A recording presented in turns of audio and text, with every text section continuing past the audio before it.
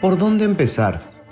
Si cargáramos en una computadora las características de cada uno de los habitantes del país y aplicáramos un algoritmo para dibujar sobre esa base al paraguayo y la paraguaya promedios, tendríamos a un o a una joven con serias dificultades para comprender lo que lee y aún más para convertir en palabras escritas lo que piensa.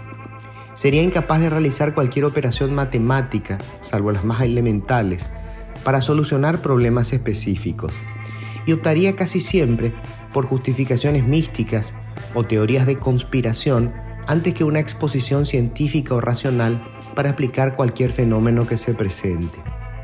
Este ciudadano promedio trabajaría por cuenta propia o en una situación de dependencia no asumida por su empleador, con un ingreso menor al salario mínimo legal vigente.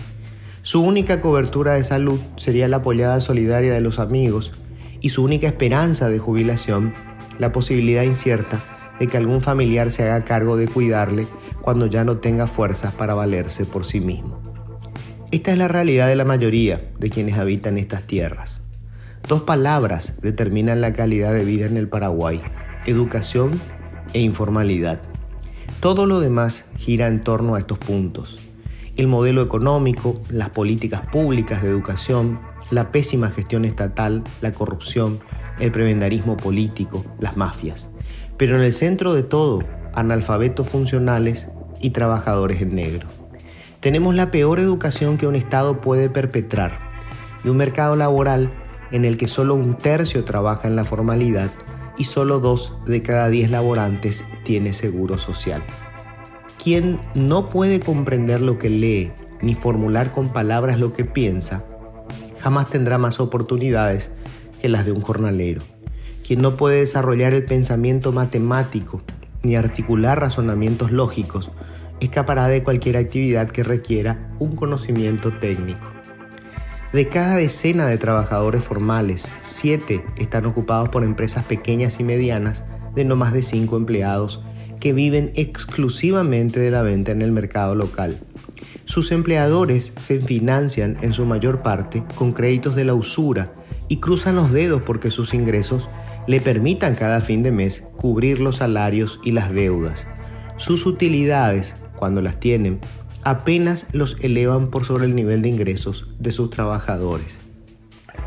Si esta es la realidad de la abrumadora mayoría de los paraguayos y paraguayas, ¿por qué ni la educación ni la formalización del empleo aparecen en el discurso de los interesados en capturar el voto de los electores? Es curioso, pero parece que solo las minorías privilegiadas del país, aquellas que gozan de beneficios de los que la mayoría carece, tienen un voto consciente, y los políticos lo saben.